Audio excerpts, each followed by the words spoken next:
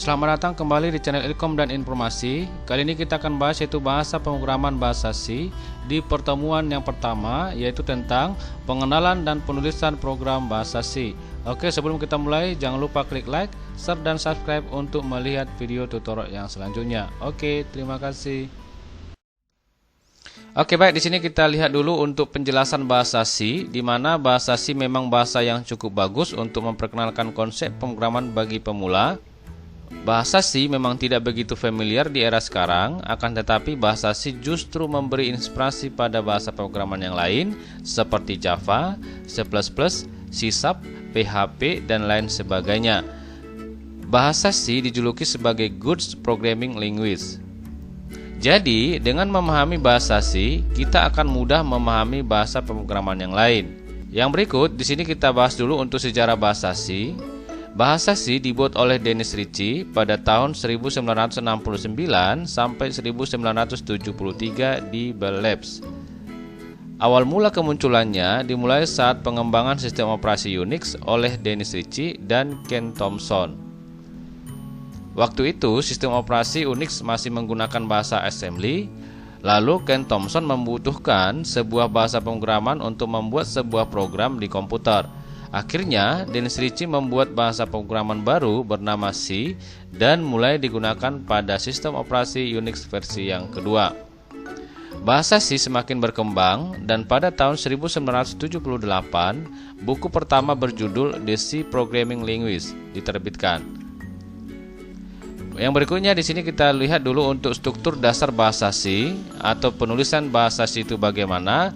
Yang pertama di sini ada hashtag include stdio.h, kemudian ada void main buka kurung tutup kurung ya, dan di sini ada buka kurung kurawal dan ditutup dengan tutup kurung kurawal. Oke, di sini adalah untuk perintah mencetak, yaitu yang dicetak adalah sebuah kata, yaitu adalah hello world. Oke, di sini kita lihat untuk penjelasan yang pertama. Untuk include berfungsi untuk mengimport fungsi-fungsi yang sudah didefinisikan pada file header. Jadi untuk di dalam include ini nanti untuk file header ini ada yang namanya conio. Ada di yang berikutnya lagi nanti constrea.h. Oke. Berikutnya stdio.h merupakan file header yang berisi fungsi program seperti fungsi print, fungsi-fungsi yang lain. Jadi di stdio.h kita lihat di situ adalah perkenalkan perintah mencetak F. Kemudian untuk file stdio.h ya sudah terinstall di komputer saat menginstal GCC ya. Yang berikutnya kita lihat untuk penjelasan void main ya. Oke. Yang pertama kita lihat untuk hashtag void ya, adalah sebuah pernyataan pembuatan fungsi yang tidak memiliki nilai balik atau return, atau juga nanti ada sebuah fungsi ya atau pernyataan yang bisa mengembalikan nilai balik. Yang kedua adalah untuk perintah main, adalah fungsi atau metode utama yang pertama kali dieksekusi oleh compiler C. Oke. Di dalam yang namanya metode utama ini ada banyak perintah nanti akan kita kenalkan atau kita buat di dalamnya. Yang seperti contoh ada printf, adalah sebuah fungsi untuk menampilkan statement atau pernyataan pada output program. Nah, di sini nanti ada yang akan kita gunakan nanti ada perintah input, perintah proses, dan perintah output. Oke. Yang berikutnya untuk menulis komentar di bahasa C ya. Kita lihat di sini yang pertama ada /2 kali, yaitu cara penulisan komentar pada satu baris. Kemudian kalau misalnya kita buat komentar, kalau misalnya ada lebih dari 2 baris keterangan yang kita buat di dalam program, nah kita buat yaitu adalah slash tanda bintang dan diakhiri dengan bintang slash. Oke, baik, di sini kita akan contohkan dulu yaitu salah satu contoh program bahasa C sederhana ya. Dimana untuk kali ini kita akan gunakan kode editornya adalah kode blocks ya. Ini kita gunakan kode blocks. Oke. Nah, banyak memang atau code editor yang bisa kita untuk mengetikkan perintah bahasa C-nya. Oke. Nah, silakan kita buka yang namanya aplikasi kode bloknya seperti ini. Oke, baik, inilah tampilan pertama untuk yang namanya aplikasi atau code editor yang namanya kode blok. Baik, untuk memulai membuat file baru, silakan dari file ya, kita pilih yang namanya new. Kemudian kita pilih adalah empty file atau shortcutnya lah Ctrl Shift tambah M. Ini dia tampilannya. Baik, disinilah kita ketikkan programnya, tapi sebelumnya kita simpan dulu ya, supaya tahu nanti perintah apa yang kita ketikkan di dalam code editornya ini ya. Silahkan disimpan dulu, Ctrl S. Oke. Nah, misalnya kita simpan filenya di desktop, nama filenya kita buat di sinilah contoh 1 ya. Oke, contoh 1, kemudian kita pilih save. Jadi nanti di sini akan muncul nama filenya adalah contoh1.c. Jadi untuk file type-nya adalah .c ya.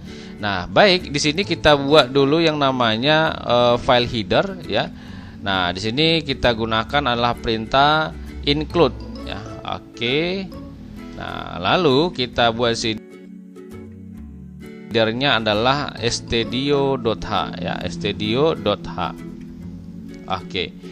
Ini kita kasih keterangan ya, kita kasih keterangan untuk membuat komentar adalah /2 kali supaya nanti tidak dibaca pada saat dieksekusi ya, tidak dijalankan perintah yang kita ketikkan di sini ya. Oke, di sini kita buat adalah keterangannya ini adalah file header. Oke. Pada C. Oke. Yang berikutnya kita buat di sini adalah untuk metode utama ya. Oke. Di sini kita buat perintah void ya. Sini kita buat perintah void. Oke. Nama metodenya adalah main. Oke. Lalu kita buat buka kurung tutup kurung dan buka kurung kurawal, enter. Oke. Yang berikutnya di sini kita buat contoh sederhana ya untuk mencetak yang namanya sebuah kalimat ya. Di sini kita buat print untuk perintah mencetak adalah print F buka kurung tanda petik ganda. Oke, dan diakhiri nanti tanda petik ganda juga ya. Oke. Dan di sini kita buat adalah ini adalah program bahasa C. Oke. Dan setiap akhir baris program itu diakhiri dengan titik koma. Jadi pengembangannya ini adalah untuk bahasa C maupun bahasa C++ itu sama ya. Oke. Dan seperti bahasa program lain juga seperti Pascal dan Java itu selalu diakhiri dengan titik koma. Oke. Nah, kemudian kita buat di sini sebuah komentar menggunakan kalau misalnya ada keterangan kita buat lebih dari satu baris, kita buat di sini adalah slash kemudian tanda bintang. Nah, di sini kita buat ini adalah perintah mencetak ya. Kemudian kita enter. Baris kedua kita buat adalah hanya satu baris saja. Oke, misalnya ya. Nah, kemudian diakhiri dengan yang namanya tanda bintang dan slash seperti ini. Baik, ini saja perintahnya ya.